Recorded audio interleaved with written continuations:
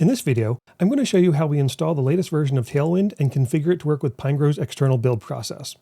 Tailwind just released version 3.2 a few weeks ago, and I've had several people reach out to me asking how they can get it working with Pinegrow.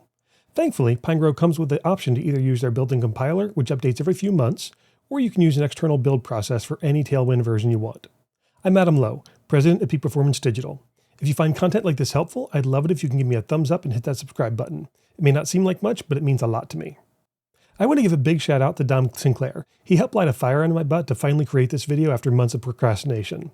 He and I worked together over email to take the official Tailwind documentation, the Pinegrow documentation, and some miscellaneous notes that I've collected over time to compile a very nice walkthrough of this process on its GitHub page.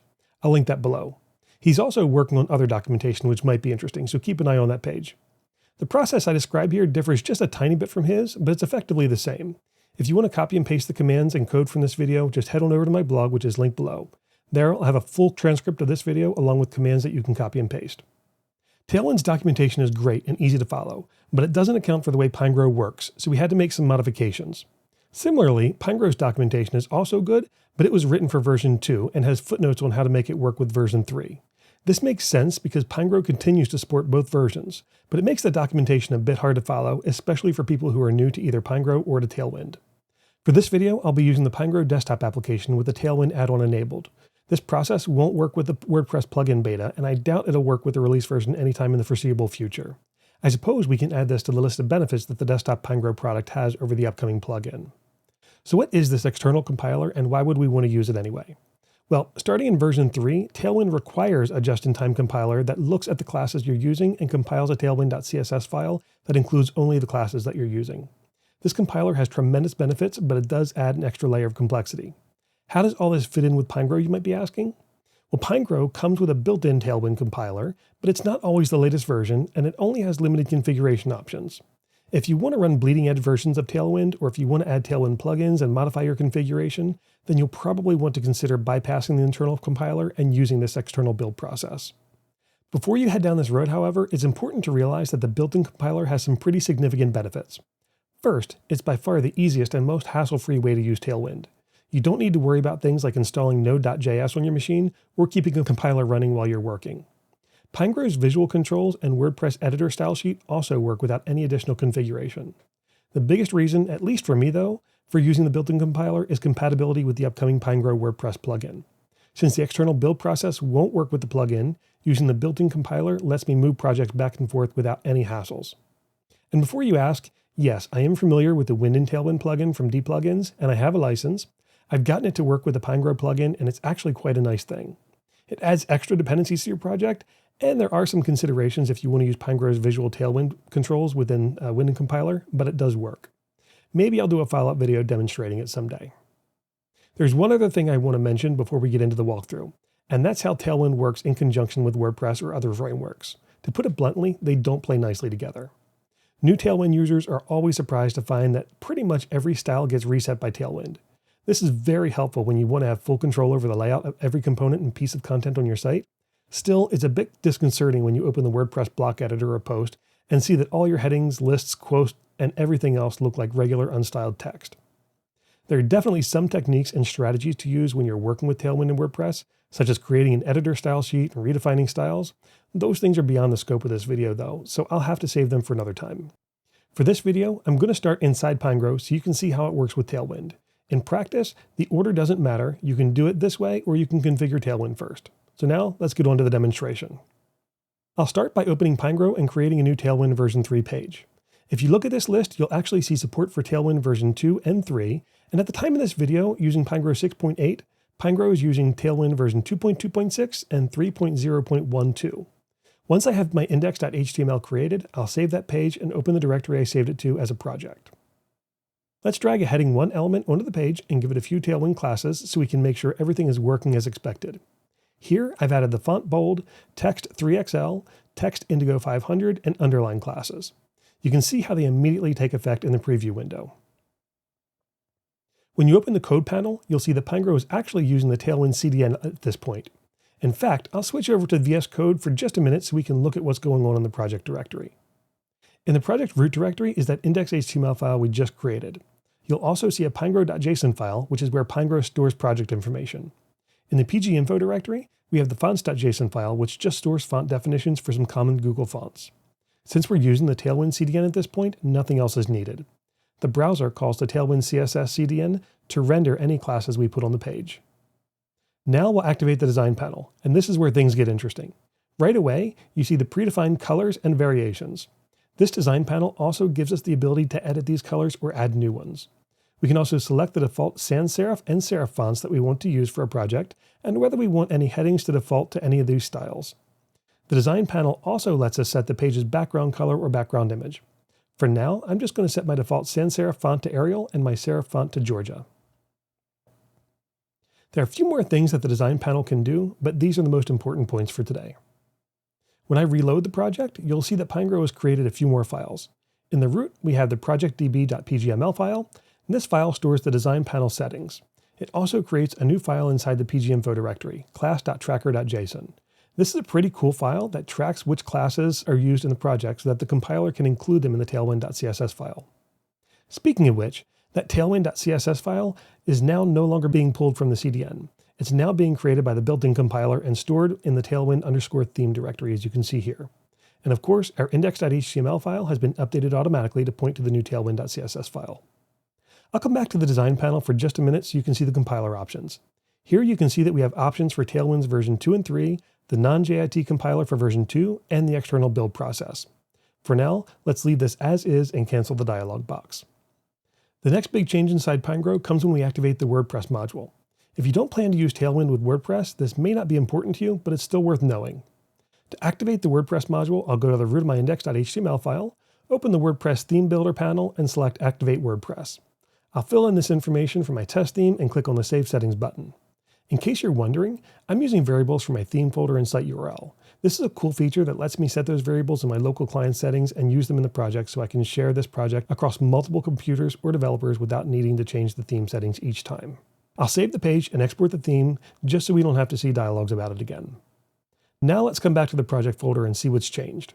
Obviously, Pinegrow has added a functions.php and a style.css file since those are required for WordPress themes. Inside our Tailwind_theme folder, it's also created a Tailwind for WP editor CSS file. This is an important file that's worth discussing for a minute. It's important to understand that WordPress's block editor doesn't generally pick up the theme styles. Since we're using Tailwind to style our theme, this means that the block editor will not look anything like what we see on the front end of the website. This new CSS file tries to remedy that by creating a special version of the Tailwind.css file that's designed specifically for the block editor. It's also important to note that this file has some specific logic and is only generated by the internal Tailwind compiler.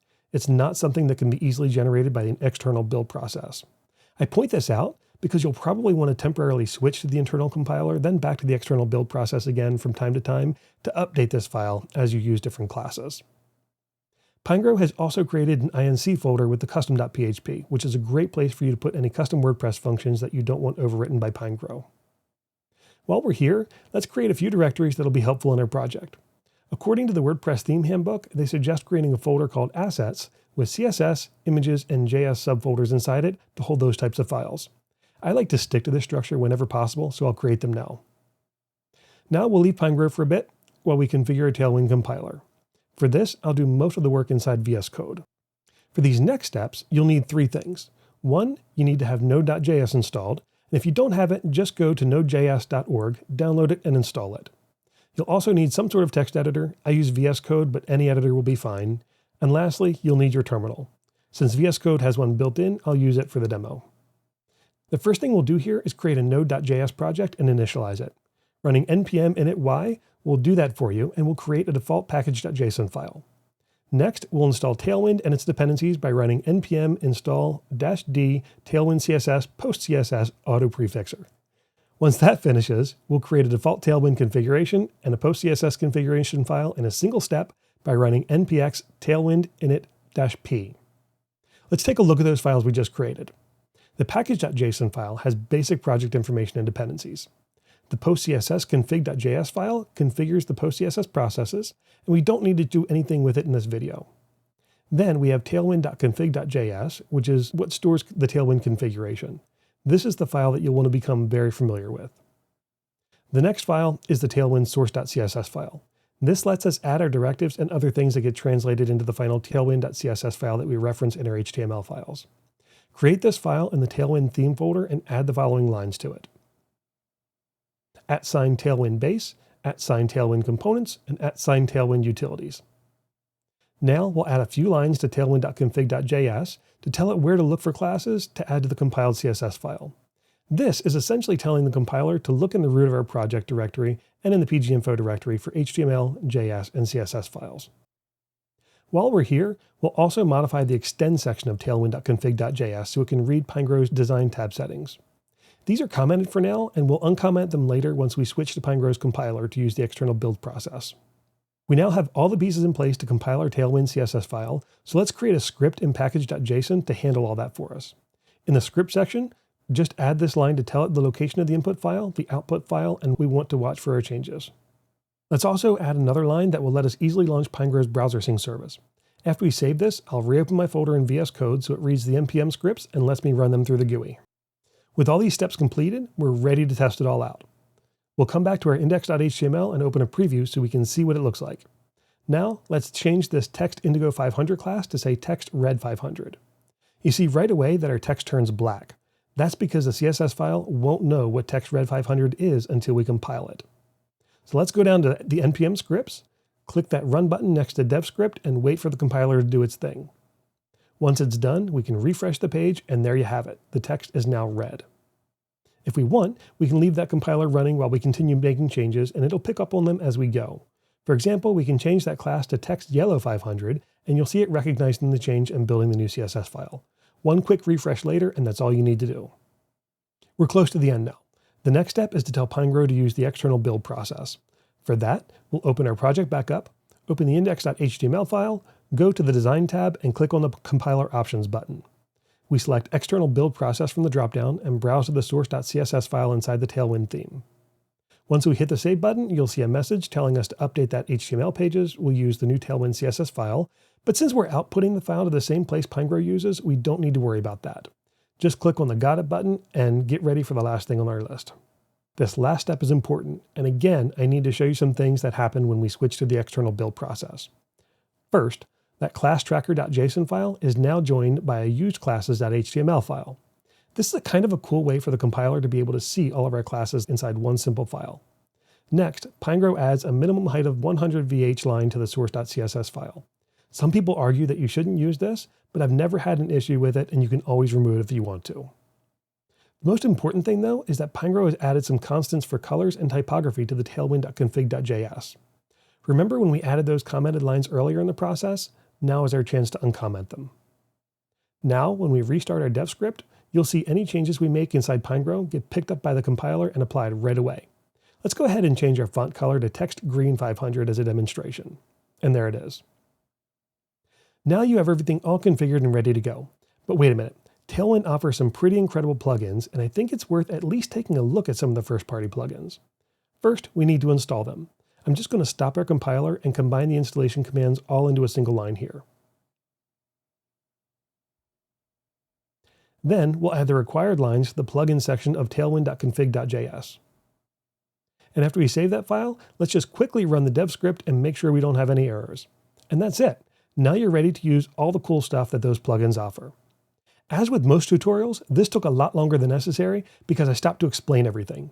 In reality, it takes less than 5 minutes from start to finish, and it's even quicker if you just create a template project and reuse it over and over again. If you have any questions or if you think I missed something, please leave a comment below. And as always, if you found this video helpful, please hit that like button and subscribe to the channel. I'll see you next time.